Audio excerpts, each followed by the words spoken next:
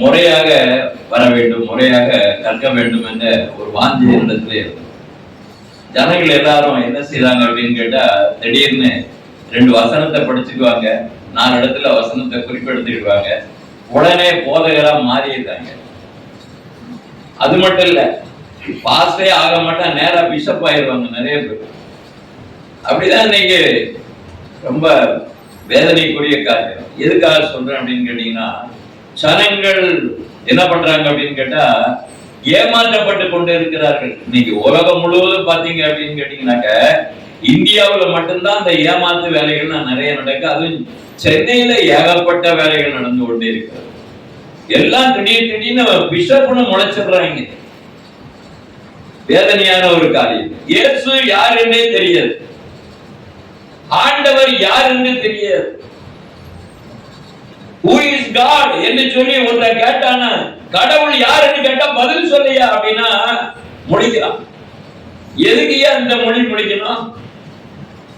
இன்னைக்கும் இயேசுவை தேவன் என்று சொல்லுகிற மக்கள், பிள்ளைகள் எல்லாரும், இன்னைக்கு இருக்கிற நல்ல பிள்ளைகள், அவங்கள குழப்புறதுக்குனே ஒரு கூட்டம் கிளம்பிருச்சு. இயேசு கடவுளே இல்ல, பிதாதான் கடவுளே, அது ஒரு கூட்டம் முளைச்சிருச்சு. குமாரனுக்கு மகிமையே கிடையாது, அவர் ஒண்ணுமே கிடையாது அப்படின்னு சொல்லுகிற கூட்டங்கள், பைத்தியக்கார கூட்டங்கள். சாத்தானிய கூட்டம் எங்க பார்த்தாலும் முளைச்சி ஏகமாக சபைகளுக்குள்ளே ஊடுருவி இன்னைக்கு சபையை அழித்துக் கொண்டு, ஜனங்களை அழித்துக் கொண்டு, வஞ்சிக்கப்பட்டு நீங்க போய்கொண்டிருக்கிறார்கள். இதை நல்லா தெரிந்து கொள்ளுங்க. அந்த கிராம மக்களுக்கு சொல்லிக் கொடுக்கிறதுக்கு ஆள் கிடையாது. முறையா கற்றுக்கொள்ளணும், முறையா புரிந்து கொள்கிற ஆர்வம் அவர்களுக்கு இருக்கிறது. எழுதுகிற எழுத்துக்களை உறுதியாக, திட்டமாக, மக்களுக்கு நம்பிக்கை தருகிற விதத்துல, விசுவாசத்தை கொடுக்கின்ற விதத்துல அந்த எழுத்து இருக்கணும், பேச்சு இருக்கணும்.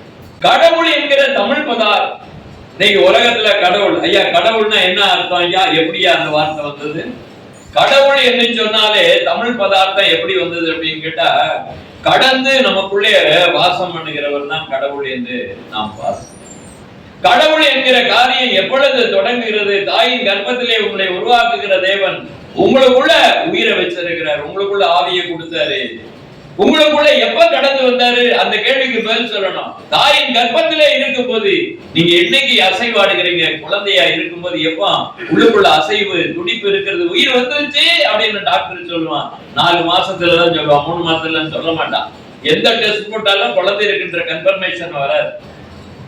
அவன் 4வது மாசத்துக்குள்ள அந்த குழந்தைக்கு உயிர் வந்திருக்குது, அது அசைகிறது என்று சொல்லுவார்கள். இன்னைக்கு உலகத்துல அசைகிறதும், இன்னைக்கு பிழைத்திருக்கிற ஒரு காரியங்களும் நம்ம உடம்புக்குள்ள குழந்தையா இருக்கும்போது பிராணன் நமக்குள்ளே வந்திருக்கிறது. அந்த பிராணன் கடந்து வந்தால் ஆண்டவர் நமக்குள்ளே கடந்து வந்திருக்கிறார். இல்லையோ? கர்த்தருக்கு ஸ்தோத்திரம் உண்டாவதாக.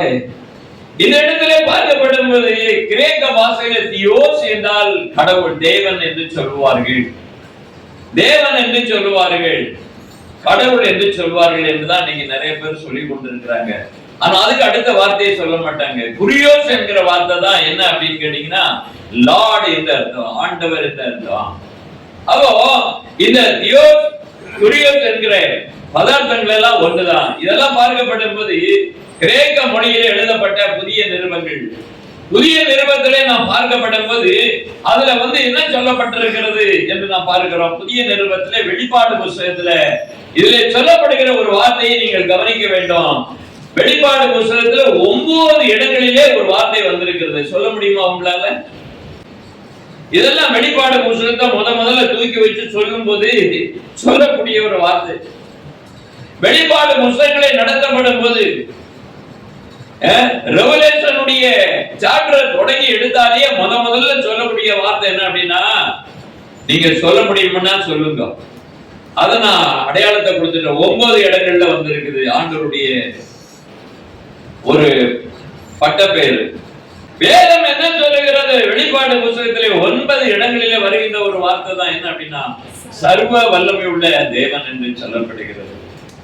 சர்வ வல்லமை உள்ள தேவன் என்று சொல்லப்படும்போது வெளிப்பாடு புத்தகம் 1:8 சொல்லப்பட்டிருக்கிறது, 4:8 சொல்லப்பட்டிருக்கிறது, 11:17 சொல்லப்பட்டிருக்கிறது, 15:3 சொல்லப்பட்டிருக்கு, 16:7 சொல்லப்பட்டிருக்குது, 16:14 சொல்லப்பட்டிருக்குது, 19:6 சொல்லப்பட்டிருக்கு, 19:15 சொல்லப்பட்டிருக்கு, 21:22 சொல்லப்பட்டிருக்கு.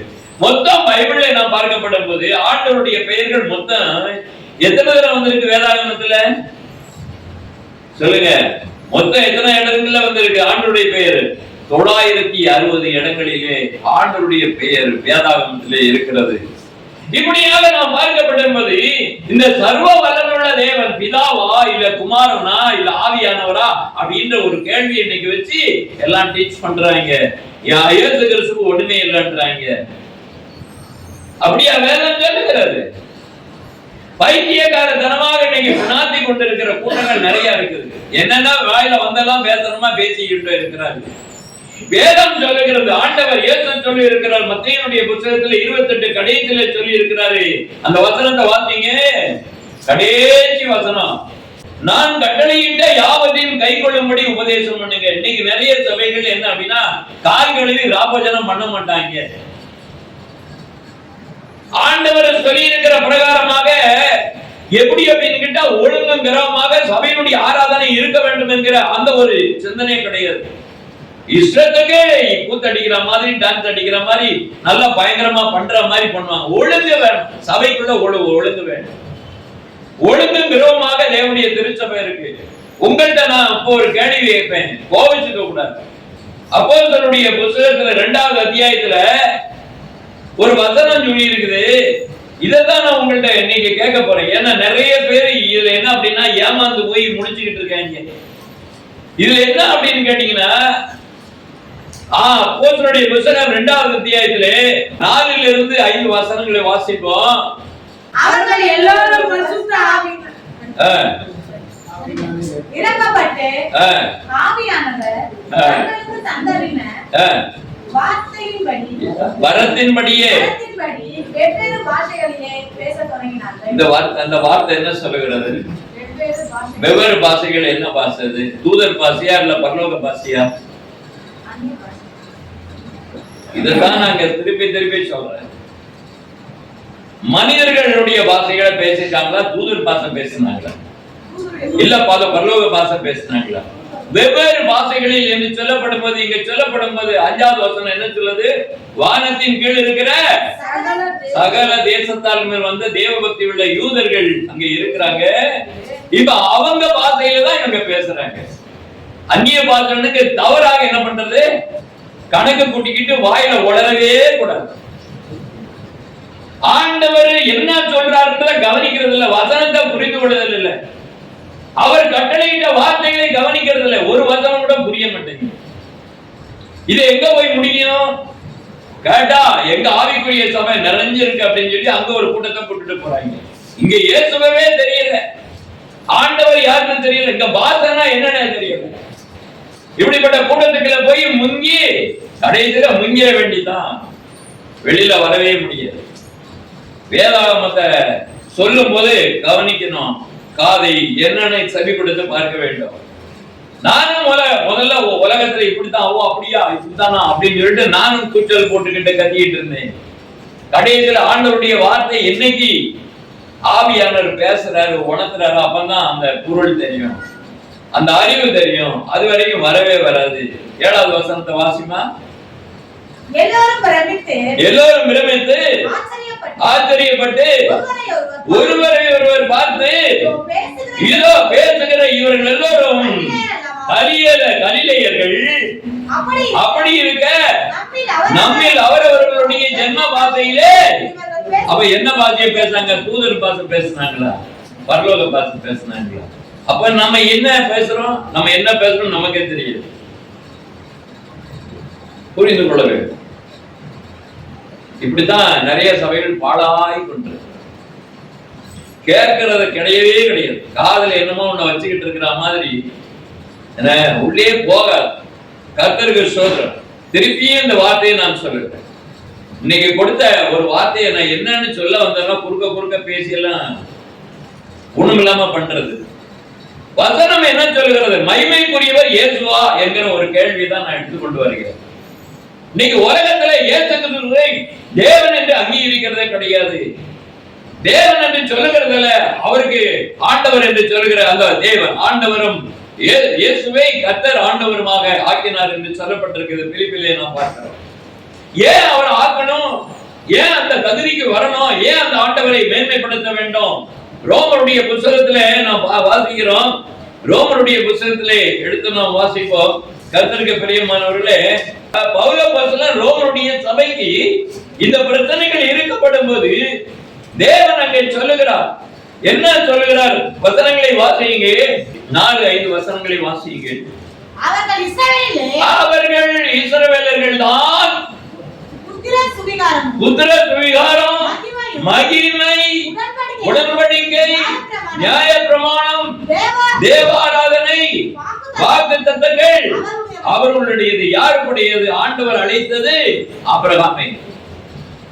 ஆபிரகாமுடைய வழிகளிலே வந்த முற்பிதாக்களை நாம் பார்க்கிறோம். யோசேப்பை பார்க்கிறோம், மோசேயை பார்க்கிறோம். எல்லாவரையும் அழைத்து வந்தாலும் கடைசியில் என்ன அப்படின்னா தாவீதுடைய சந்ததியிலே இயேசு பிறப்பார் என்று சொல்லப்பட்டிருக்கிறது. எவ்வளவு ஒரு மகிமைக்குரிய ஒரு காரியம் என்பதை நாம் பார்க்கிறோம்.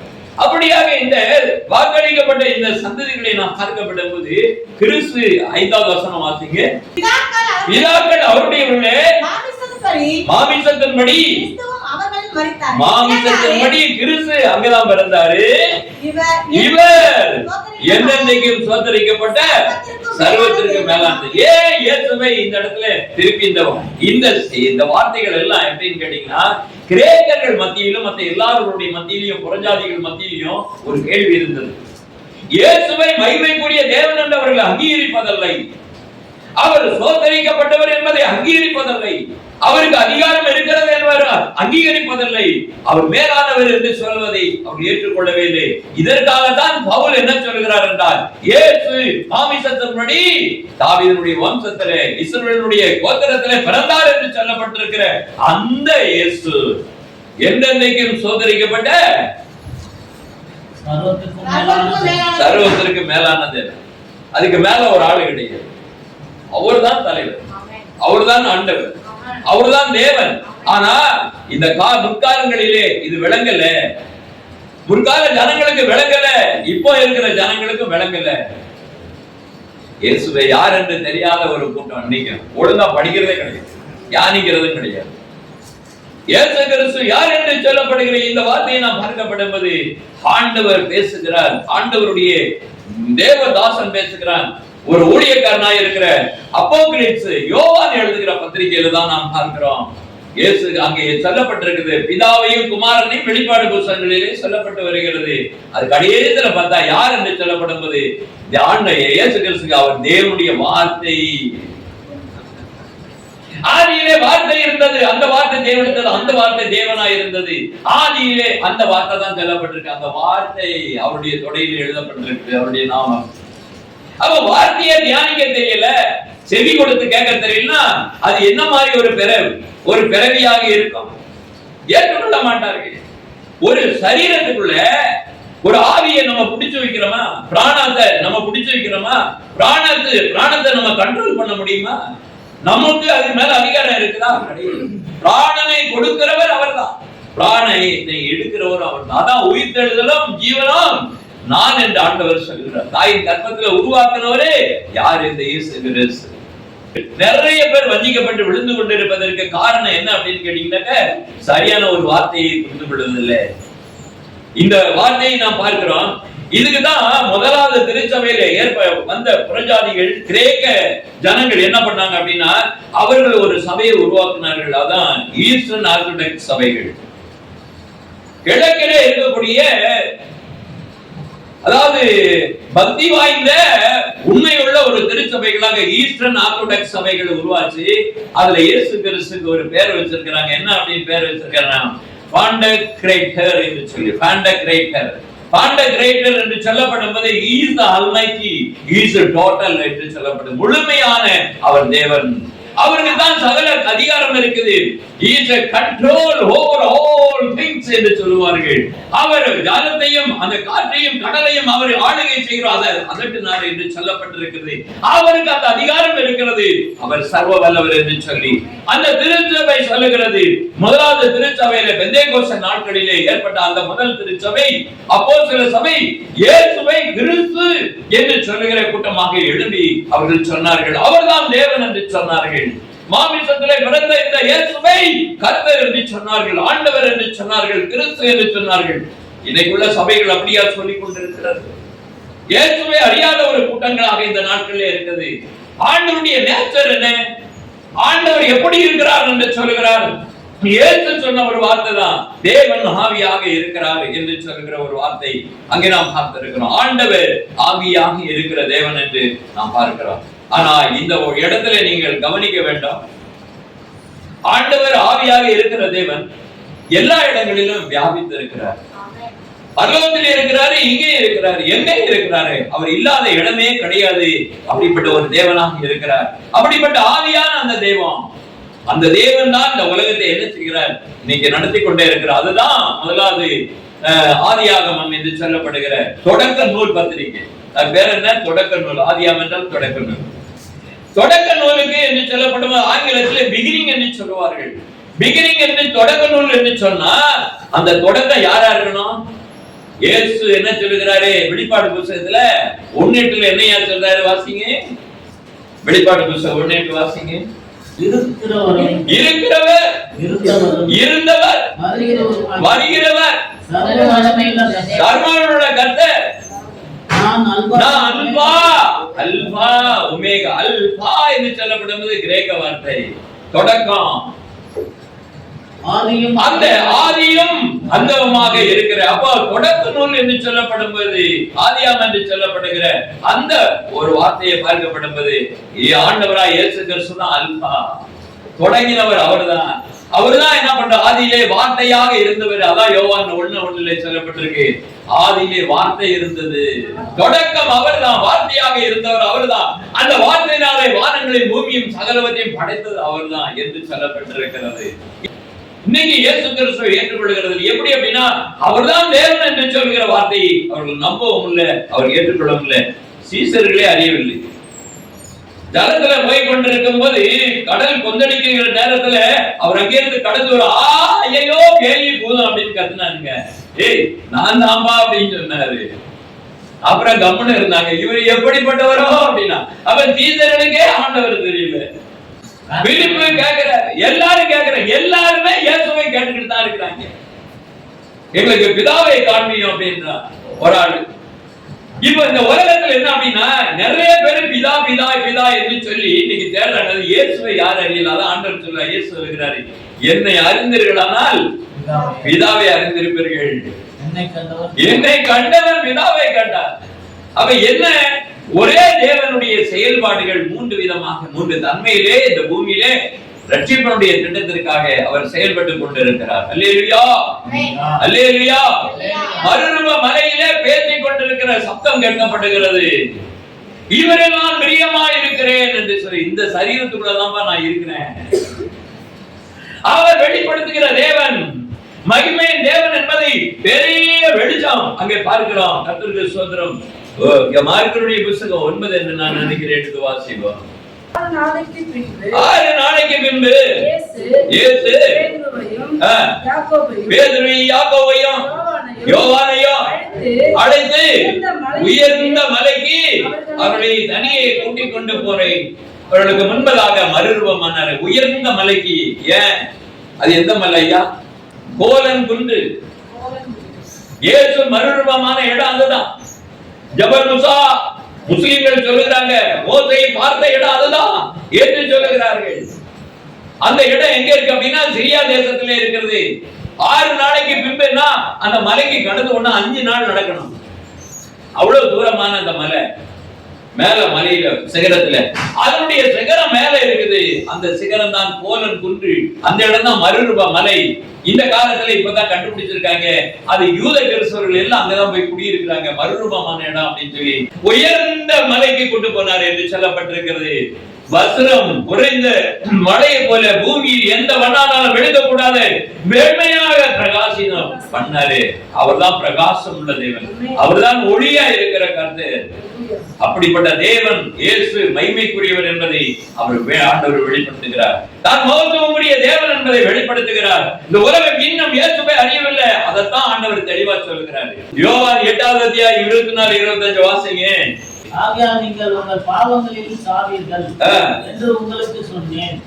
உங்கள் பாவங்களில் நீங்கள் சாவீர்கள் என்று உங்களுக்கு சொன்னேன். உங்கள் பாவங்களில் சாவீர்கள் என்று. என்ன பாவம்? நானே அவர் என்று விசுவாசியாவிட்டால் உங்கள் பாவங்களில் சாவீர்கள் என்று. இயேசு கிறிஸ்து தான் கிறிஸ்து, அவர்தான் ஆதியில இருந்த தேவன் என்பதை உணரல அப்படின்னா, அவர்தான் மகிமையின் கர்த்தர், அவர்தான் பிரகாசமான அந்த தேவன் என்று சொல்லி ஜோதிகளின் பிதா என்று தெரியலையா? அவர்தான் சாவாமை உள்ளவர், சதா காலம் ஜீவித்திருக்கிற கர்த்தர் என்று சொல்லி அறியலையா? அதே பெரிய பாவம். இயேசுவை ஒழுங்கா கத்துக்கல அப்படின்னா அதே உனக்கு மரணம். இன்னைக்கு நிறைய பேர் படிச்சு மூளையை குழப்பி, ஐயோ தெரியலையே, ஒழுங்கா வந்து படி. அந்த வசனத்துக்கு என்ன சொல்லுங்க? இஸ்ரவேல் ஜனங்களுக்கு இந்த பிரச்சனை தான் இருந்தது. அவர் யார் என்று அறியாத ஒரு பிரச்சனைகள் இருந்தது. ஆண்டவர் சொல்லுகிறார், என்ன அதுக்குள்ள வாசிங்க. நீர் யார் என்றார்கள். தொடக்கமும் முடிவும் அவர்தான். அவர்தான் ஆதி முதல் சொல்லப்பட்டவர்.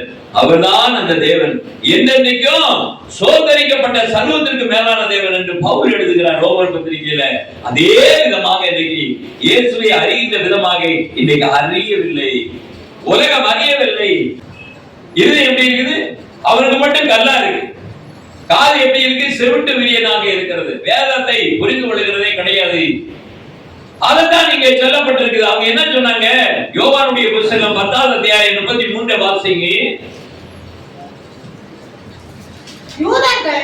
யூதர்கள் பிரதியுத்தரமாக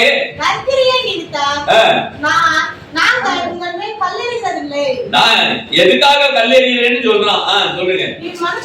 நீ மனுஷனா இருக்க, உன்னை தேவன் என்று சொல்லி தேவதூதன் சொல்லுகிறதுனாலே உன் மேல கல்லை எறிகிறோம் என்று சொன்னார்கள்.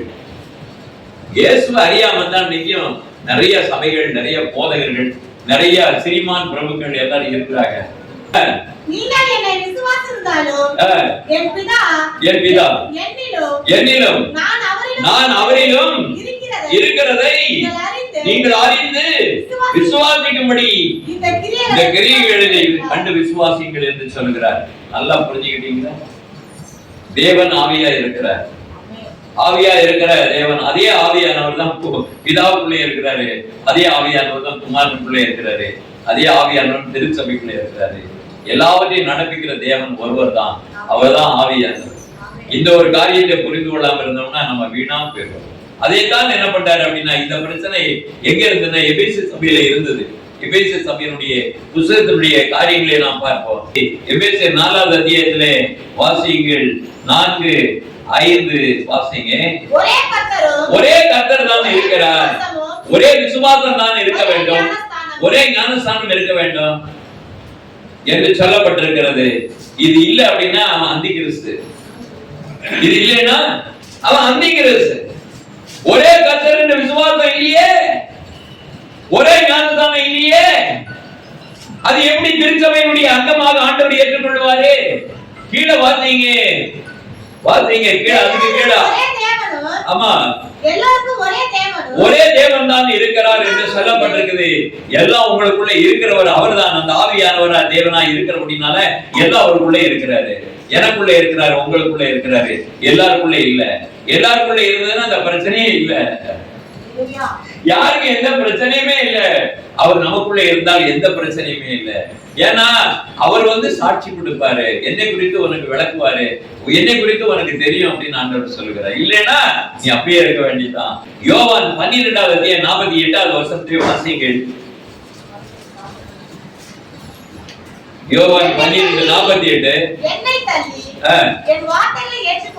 என்னை தள்ளி என் வார்த்தைகளை ஏற்றுக்கொள்ளாதவனை ஏற்றிருக்கிறது ஒன்று இருக்கிறது, நான் சொன்ன வசனமே அவனை கடைசி நாளிலே நியாயந்திருக்கும். அவரை மாமிசத்தின்படி அறிந்தாங்கன்னா செத்தான். அவர் சொல்லுகிறார், நான் தான்ப்பா அவரு, நான் தான் மகிமையின் தேவன், நான் தான் சேரக்கூடாத ஒளியில் வாசம் பண்ணுகிறவராய் இருந்து அந்த அதிசயங்களை செய்தவர் நான் தான், தொடக்கமும் முடிவும் நான் தான், இருந்தவர் நான் தான், இருக்கிறவர் நான் தான், வருகிறவர் நான் தான், எல்லாம் மகிமைக்குரிய தேவன் நான் தான் என்று சொல்லுகிறார். பிதாவுக்குள்ளே நான் இருக்கிறேன், பிதா எனக்குள்ளே இருக்கிறாரு, நாங்க தனியா ஆள் கிடையாது என்று சொல்லுகிறார். நானே அவருக்கு அறியாவிட்டால் அந்த பாவம் பெரிய பாவம், உலகத்தை எல்லா பாவத்தையும் மன்னிச்சிருவாரு. ஆண்டவர் என்று சொல்லுகிறார், நான் மகிமையின் தேவன் என்று சொல்லுகிறார். அதுதான் ஏசாயா 9:6 என்ன சொல்லப்பட்டிருக்கிறது. ஏன் அதை திருப்பி பாக்குறீங்க? வருஷம் முழுவதும் படிக்கிறீங்களே, பாத்தீங்க. நமக்கு ஒரு பாலகன் பிறந்தார், குமாரன் கொடுக்கப்பட்டார், கர்த்த தத்துவம் தோளின் மேல் இருக்கும், அவருடைய நாமம் அதிசயமானவர், ஆலோசனை கர்த்தர், வல்லமையுள்ள தேவன், நித்திய பிதா, சமாதான பிரபு. யாரு அந்த தலைவர்? அவர் தான் அந்த நித்திய பிதா. முடிஞ்சது. சதா காலம் நான் தான் பிதாவா, அன்றைக்கும் பிதா, இன்றைக்கும் பிதா, நாளைக்கும் பிதாவாக இருக்கிறார். ஏசப்பா எவ்வளவு அருமையாக அவர் சொல்லுகிறார் பாருங்க. எவ்வளவு புரிந்து கொள்ளுதலை கர்த்தர் கொடுத்திருக்கிறார். தேவனுடைய நாமத்துக்கு மகிமை உண்டாதாக. இன்னும் நிறைய பேர் தெரியாம இன்னொரு சபையில போய் உட்கார்ந்துட்டு இருக்கிறாங்க. அங்க ஒண்ணுமே தெரியாது. அங்க போய் நீ சொல்றதா போகலாம், ஆனா அங்க போயிட்டு அங்க போய் அதுக்கு தாளம் போட்டு ஆமேன் ஆமேன்னா கதை என்ன ஆகும்? இயேசு கிறிஸ்துவை அறிகிற அறிவிலே நீங்கள் வளருங்கள் என்று வேதம் சொல்லுகிறது. அந்த அறிவிலே நாம் வளர்ந்து நாம் என்ன செய்ய வேண்டுமானால் ஆண்டுடைய சமூகத்திலே போக வேண்டும். ஆண்டவர் நம்மளை சும்மா இல்ல, குமாரனுடைய ஆவியை நமக்கு தந்திருக்கிறார். அப்பா பிதா என்று கூப்பிடுகிற ஒரு ஐக்கியத்தை கொடுத்து அப்பா அப்பா என்று சொன்னா அது என்ன பாஷையா? அப்பா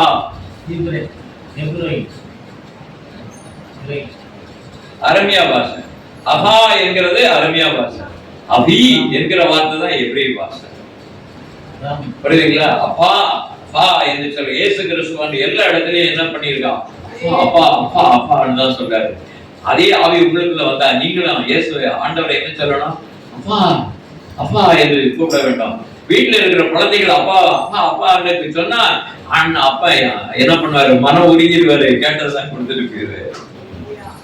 அம்மா அம்மா அம்மா அதிகமா சொன்னா அம்மா கொடுத்துட்டு போடுவாங்க. இவ்விதமாக தேவன் ஆண்டவர் என்ன செய்கிறார் என்றால் பாசம் காட்டுகிற தேவனா இருக்கிறார். நீ பிள்ளையா மாறிட்ட அப்படிங்கிறாரு. நான் இன்னைக்கு தகப்பன், நீ பிள்ளையா என்கிற ஒரு உணர்வுல தான் இருக்கணும் என்று சொல்லப்பட்டிருக்கிறது. அதுதான் ஏசாயனுடைய புத்தகம் 63:14 சொல்லப்பட்டிருக்குது.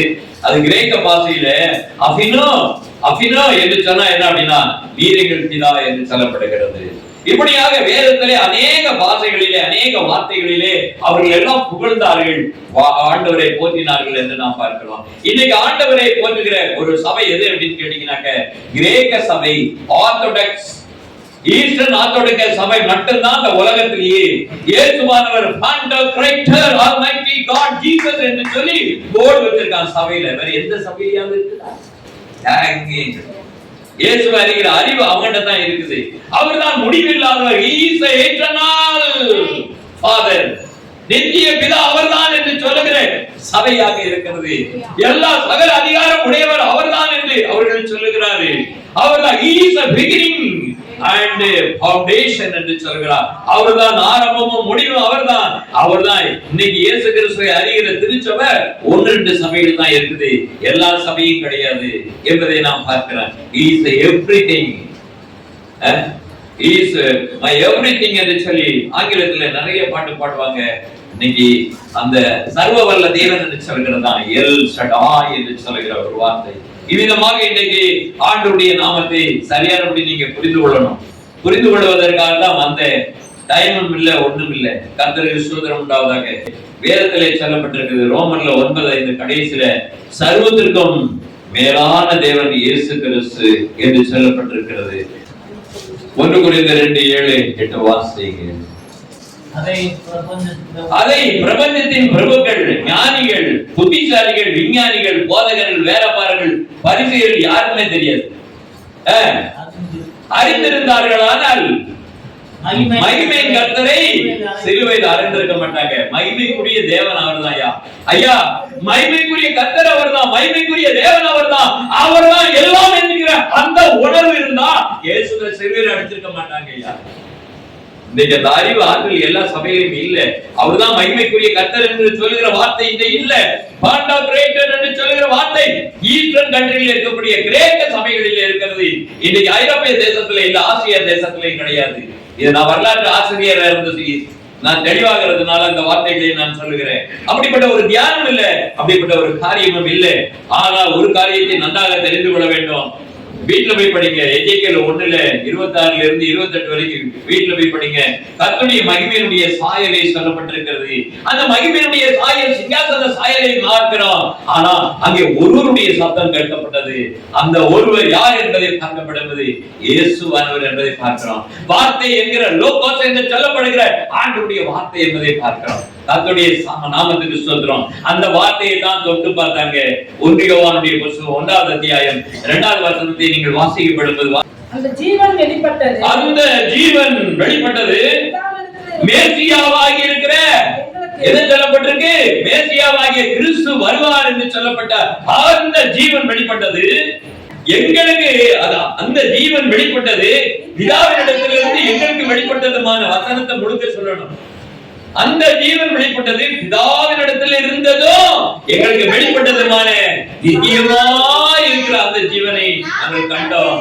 அதை குறித்து சாட்சி பெற்றுகிறோம், அதை குறித்து அறிவிக்கிறோம். அல்லேலூயா. எந்த வார்த்தை, எந்த ஜீவன் என்று பார்க்கப்படும் மேல சொல்லி இருக்குது. அந்த ஜீவ வார்த்தை என்று சொல்லப்பட்டிருக்கிறது. அவர்தான் ஆண்டவராய் இயேசு கிறிஸ்து. அதுதான் முதலாவது திருச்சபை. இயேசு கிறிஸ்துவை அறிக்கை பண்ணுகிற திருச்சபை, இயேசு கிறிஸ்துவை வெளிப்படுத்துகிற திருச்சபை, பேசுகிற திருச்சபை. எனக்கு அது தெரியும் இது தெரியும், நான் இயேசுவை தெரியலன்னு நீ ஒண்ணுமே இல்ல ஓ அப்படின்னு சொல்லி ஆண்டவர் சொல்லிட்டார். அல்லேலூயா. இயேசுவை அறிந்து ஆண்டுடைய சம்பந்தத்துல கிறிஸ்து இயேசு மகிமையின் கர்த்தர் என்கிறதை அறிவிக்கிற மக்களாக நீங்கள் மாற வேண்டுமானால் வேதத்தை முறையா ஒழுங்கா தெளிவா கற்றுக்கொள்ளுங்க. கர்த்தர் உங்களோடு இருப்பாராக. ஆமென். தம் கிருபை பெரிதல்லோ என் ஜீவனிலோ மதே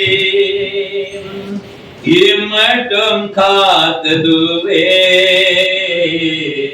இன்னும் தேவை கிருபை தாருமே. இன்னும் தேவை கிருபை தாருமே.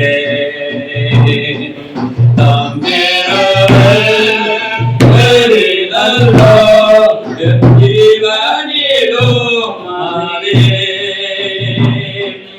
இம்மட்டும் காத்ததுவே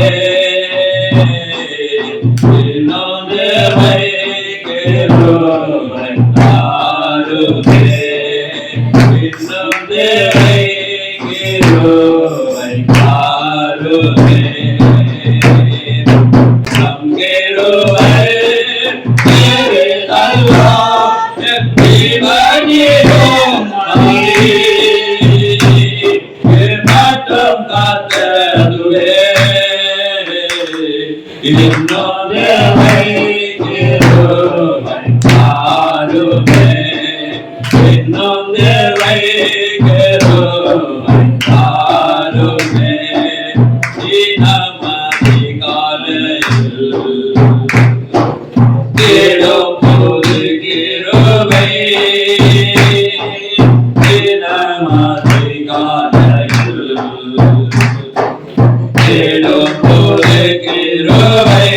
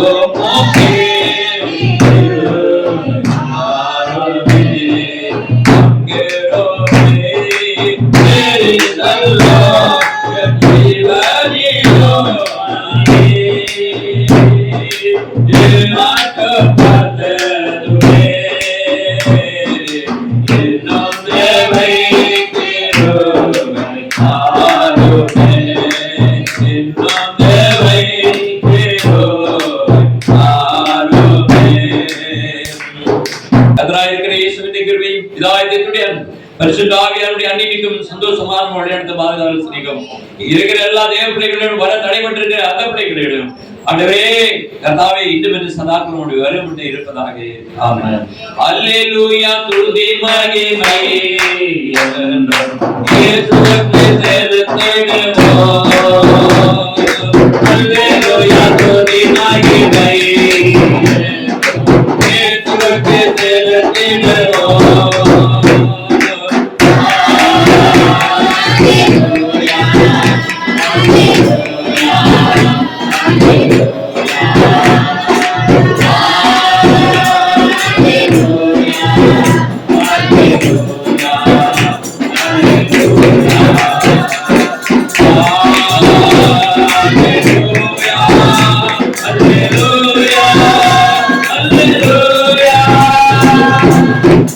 யெகோவா ஷாலோம் உங்களுக்கு சமாதானம் உண்டாவதாக. Praise the Lord.